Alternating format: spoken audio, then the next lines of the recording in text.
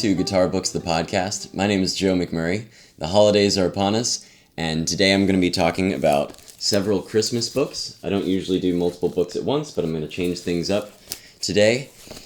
Some of you may just want to get in the Christmas spirit and play some Christmas tunes for friends and family. Some of you may have Christmas gigs coming up and you need Christmas repertoire. Either way, at least one of these books will suit your needs. So today I'm going to be talking about Hal Leonard's Fingerpicking Yuletide, Mark Phillips' Christmas Carols for Easy Classical Guitar.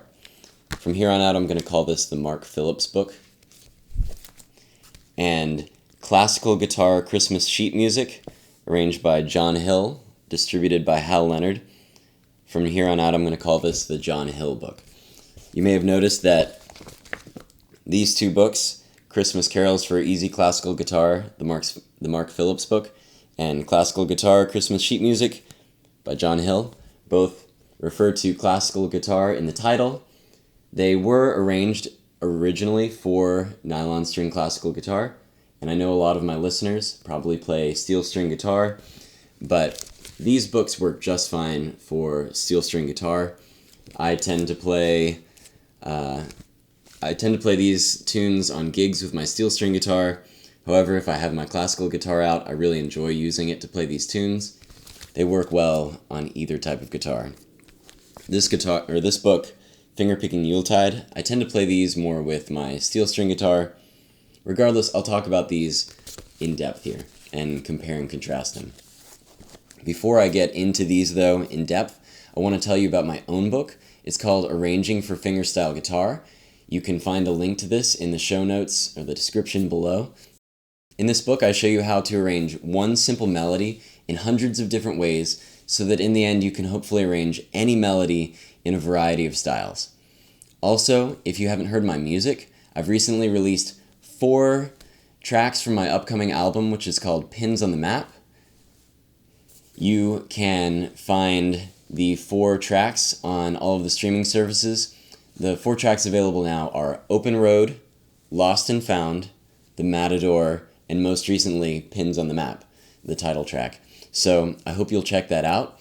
And now back to the Christmas books. So I'm going to compare and contrast these in several different ways, as I mentioned. So first I'll sort them by difficulty. To me, the Mark Phillips book is probably the easiest. These tunes are suitable for a late beginner through intermediate player. However, if you're an advanced player, these are great tunes to have to play out on a gig. They flow really well, they're fun to play, they're great arrangements. The Hal Leonard Fingerpicking Yuletide book is suitable for late beginners through intermediates as well. It says that the book is intended for intermediate level guitarists on the back of the book, but there are some that are definitely approachable for a late beginner who can play Travis picking arrangements with a simple melody on top. Not all of them are approachable like that, but there are several that are fairly simple. And finally, the John Hill book is very different. First of all, it is suitable for late beginner through late intermediate guitarists. However, it is only written in treble clef, so if you don't read treble clef, it's going to be very difficult for you. So keep that in mind. If you do read treble clef, there are several tunes that are approachable, especially if you can play a simple melody over a Travis picking alternate bass line. But most of these tunes are more arpeggiated, similar to the Phillips book, but you need to be able to read treble clef. The other 2 books have both treble clef and tablature. So now let's talk about the types of tunes in these books. You can sort them like this. Fingerpicking Yuletide has a lot of the mid-20th century tunes like Frosty the Snowman and Here Comes Santa Claus, Holly Jolly Christmas, I Saw Mommy Kissing Santa Claus, Jingle Bell Rock, Let It Snow, Rudolph the Red-Nosed Reindeer, Silver Bells, those types of tunes. The Phillips book and the Hill book, they have the traditional Christmas carols like Angels We Have Heard on High, Away in a Manger, Deck the Halls, First Noel, Go Tell It on the Mountain, Jingle Bells, Jolly Old St. Nicholas, A Christmas Tree, Silent Night Up on the Housetop, We Wish You a Merry Christmas, those sorts of tunes. So, depending on what you're interested in, very different repertoire here. Mid-20th century as opposed to very traditional. Next, I want to just talk generally about the quality and flow of the tunes. To me, the Mark Phillips tunes really flow well. They're arpeggiated more. They're really nice arrangements that sound great when you're playing solo guitar. The classical guitar, the Hill book, some of these do flow really well. Some of them are fairly difficult to finger in certain spots, but it's kind of a mixed bag. Some of these I really like, and some of them have kind of clunky fingering to me. So it just depends on the tune, but they are nice arrangements. Fingerpicking Yuletide. This is also a mixed bag, but in general, it's right on par with the other Hal Leonard fingerpicking books. A lot of these arrangements are somewhat simplified.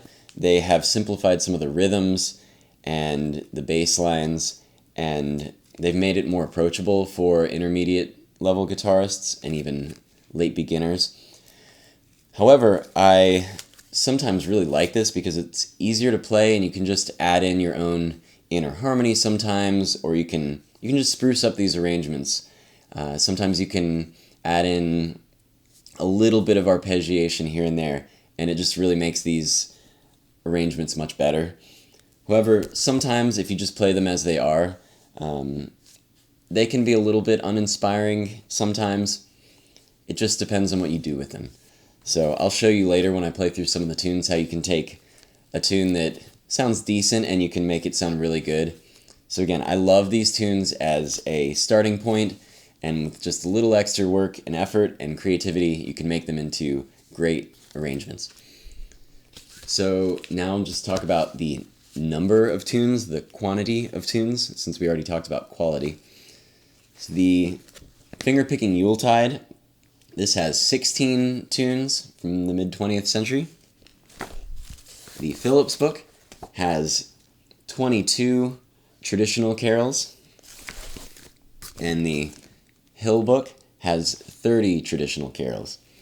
So in terms of quantity, you get a lot of tunes in the Hill book.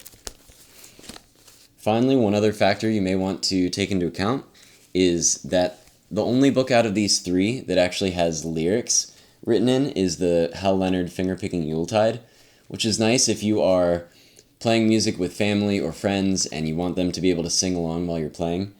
It is nice to have the lyrics. And sometimes just as when you're playing them, it's helpful to have the lyrics because I often will sing the melody in my head, even if I'm not singing it out loud, and it helps me to remember the tune. And it's nice to have those lyrics right here in the music. So before I go on to playing some tunes from these books so we can compare and contrast and you can see what they actually sound like, I do want to mention a few other books that I'm not going to be talking about in depth today. The Hal Leonard Fingerpicking series actually has a couple more books, a couple more Christmas books. This one has the mid-20th century repertoire, which is why I bought it. I already had these for traditional repertoire. But Hal Leonard does have one book of traditional carols, and they do have another book of more mid-20th century Christmas carol or Christmas repertoire. Also, behind me here, for any jazz-minded players, or even if you're just interested in building your own arrangements, I do really like the Real Christmas book. If you're a jazz player, you've definitely heard of the Real book. It was an illegal compilation of jazz tunes with the melody written out and the chords so that you can sit down and jam with other jazz players. It's great to have on a gig. The Real Christmas book is very similar. It has the melody and the chords written out. The melody is written out in this version in treble clef. You can get a bass clef version. There's probably alto clef, other clefs as well. But these tunes are fun to have. It's a great reference. This is a long book. It's got 250 pages almost of tunes. A lot of them are only 1 page, maybe 2 pages.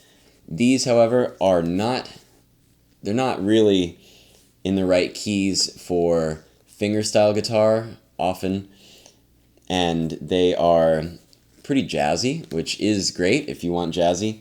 However, I just wanted to let you know that these have a lot of interesting reharmonization and things like that.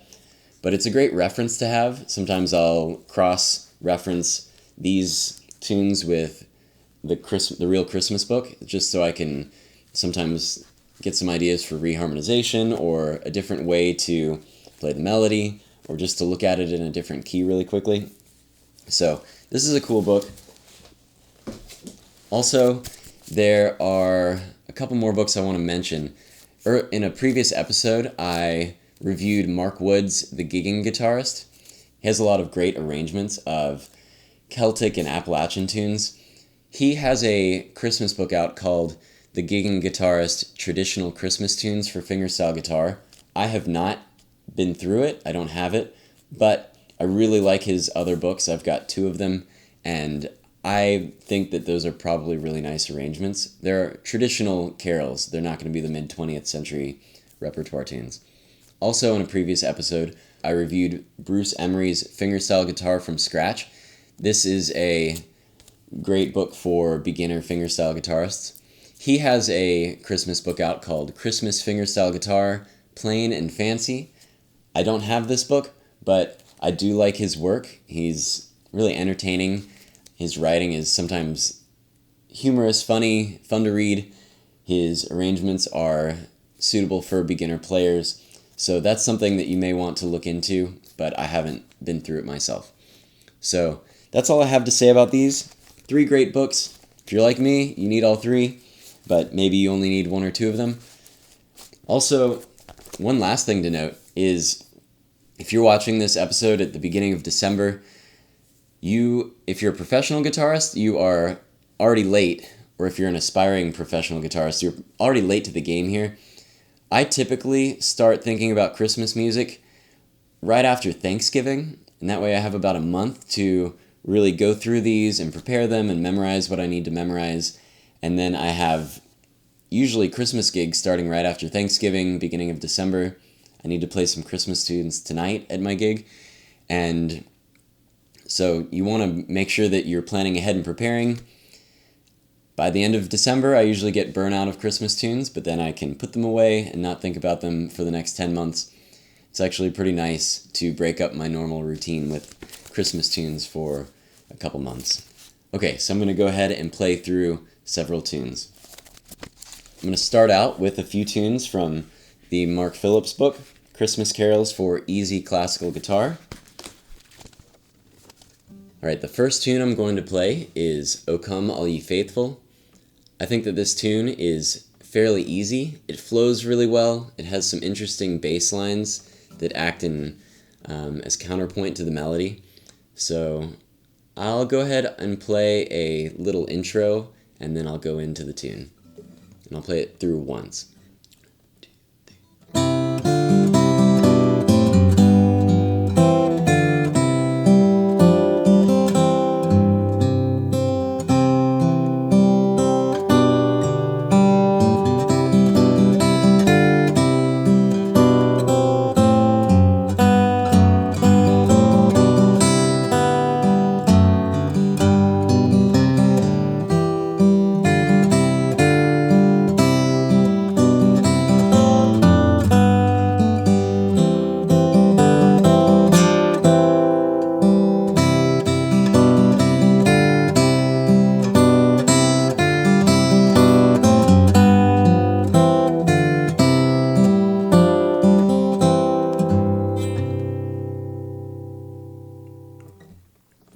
So I love that arrangement, and let's keep going. Okay, next I'm going to play Hark the Herald Angels Sing. This is on page 13. This is a fun arrangement. It's got a really nice bass line. I love the counterpoint in this arrangement. So this is one page. I'll do a short intro, the last two bars, and then which take me up to the top.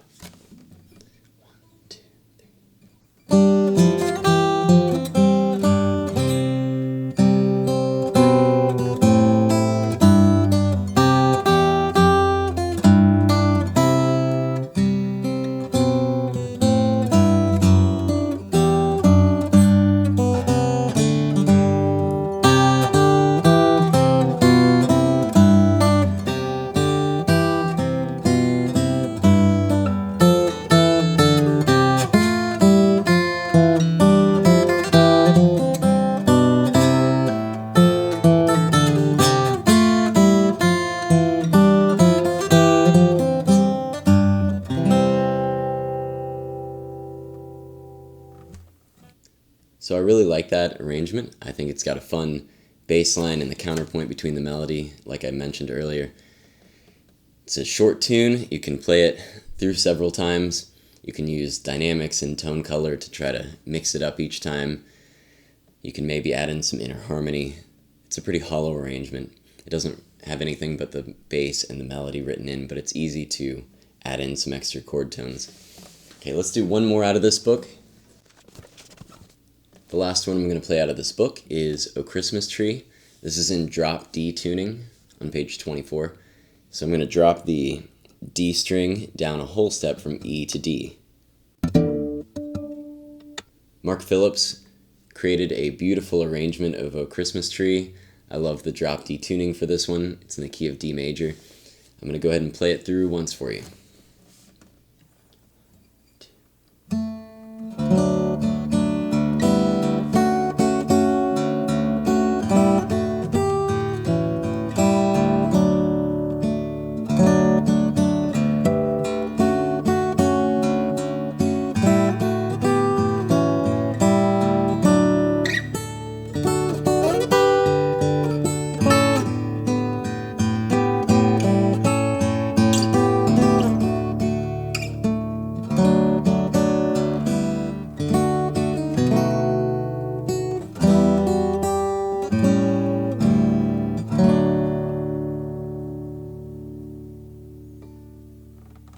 It's a really beautiful arrangement. So I hope that those three tunes give you an idea of the types of arrangements you'll find in the Mark Phillips book. I'm going to tune back to standard tuning real quick, and then I'll pull out the Yuletide book. The first tune I'm going to play for you from the Yuletide book is Frosty the Snowman. This tune, as it's written, is fairly simple, sometimes a little bit uninspiring. I'm going to show you how it's played. I'll play a couple measures just to show you, and then I'll show you how I spruce it up, and then I'll play through the tune. So when the verse comes in, it's written like this.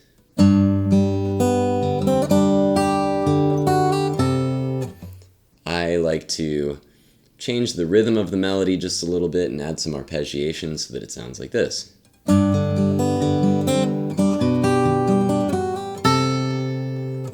So it just makes it more interesting, it flows better. So you can do that with most of the tunes in this book, and it really, a little bit goes a long way. These are great outlines. They have the tunes written out in great keys, they have the melody and your general bass notes that you need. Sometimes you just need to add some inner harmony or some arpeggiation to really make them pop. So here, I'll go ahead and play through this tune.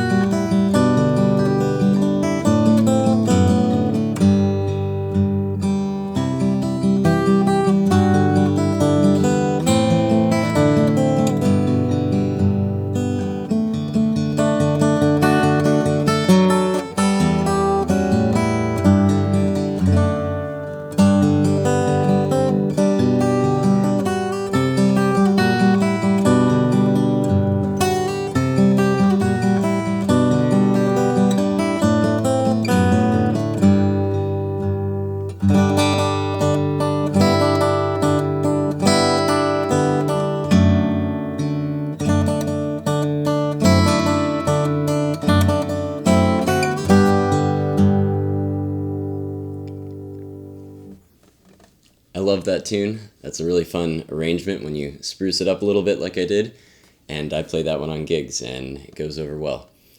So next, the next tune I'm going to play is Jingle Bell Rock, a fan favorite. This is a decent arrangement. It's not my favorite, but it definitely gets the job done, and as always you can spruce it up a little bit. This is sort of an alternating bass arrangement. The bass is also sort of arpeggiated in sections. So I'll play a page of it just so you get an idea of what it sounds like.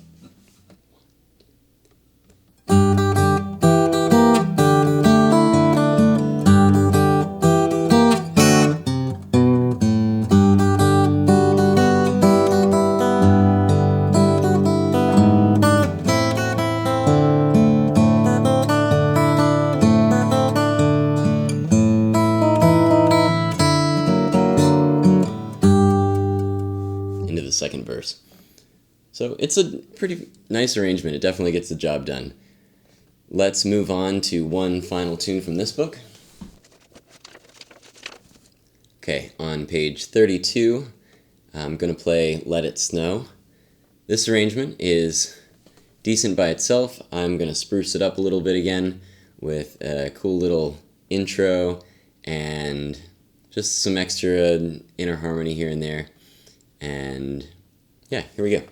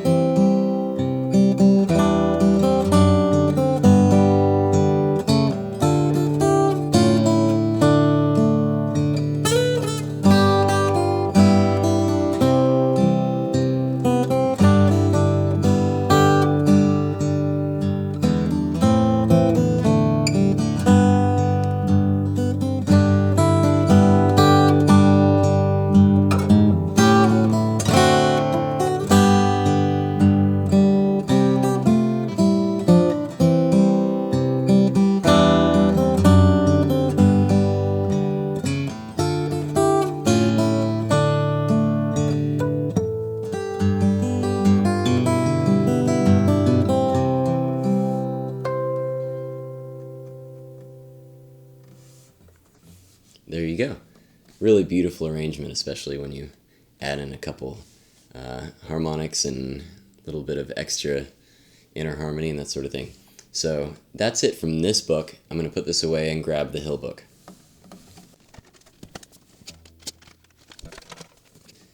In the Hill book, classical guitar Christmas sheet music, I'm going to start out playing the First Noel, which I think is a nice representative example of a traditional tune that is a beautiful arrangement. It has some nice arpeggiation. Remember that these tunes are all in treble clef only, so if you don't read treble clef, this book is probably not for you, although you could very slowly and painstakingly go through and create a tab version or something like that, or have someone do it for you. I could do it for you, but let's go ahead and play through this. I'll just do it once.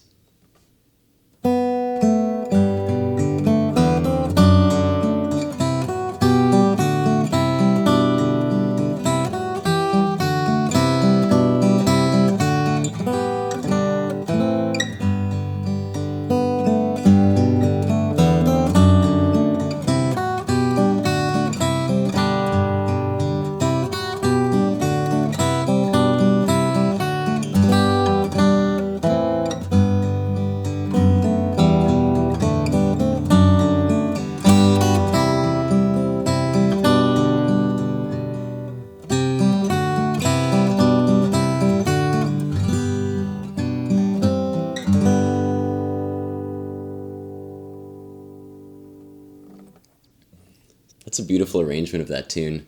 I did notice a couple times where it would have been nice to have a slightly wider neck, like on a classical guitar. I guess recently I was playing it on my classical guitar. But it does work on the steel string, and I feel like this tune is fairly representative of a lot of the tunes in this book. So I will go on and play something a little bit easier, geared more towards a late beginner, early intermediate player. So on page 29, this is Up on the Housetop. This is just a fun tune. It is mostly Travis picking, but it has some walking bass lines at times, some bass runs, whatever you want to call them. So I'll play through this.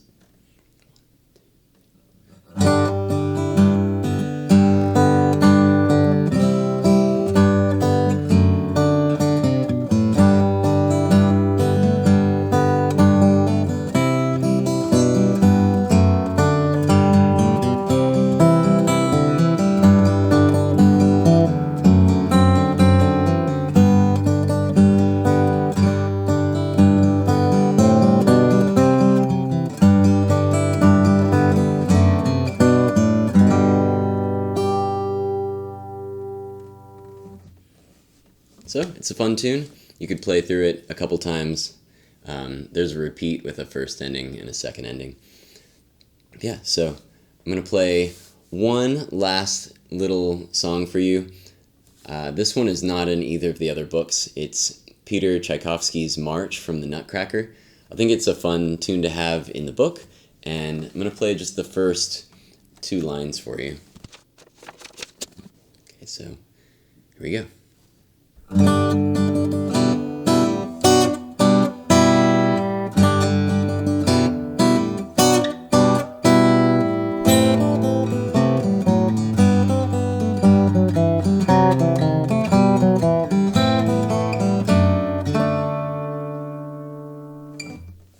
it is a fun tune. I like that it's included in this book. It's not in either of the other 2, and it's a little different from your normal Christmas carols, but it's definitely a Christmas tune that people have heard and would enjoy hearing again. So that's all of the tunes that I'm going to play for you today. Put my guitar down. So I hope that was a useful sampling of the different types of tunes that you'll find in these books. You've got Hal Leonard's Fingerpicking Yuletide, which has more mid-20th century kind of tunes. I really like this book. I definitely recommend it to you if you want to play Frosty the Snowman and Jingle Bell Rock and Holly Jolly Christmas, those types of songs. You just might need to spruce them up a little bit if you want them to be more inspiring, at least for me. Second, I really like Mark Phillips' arrangements in Christmas carols for easy classical guitar. I think this book just flows really well.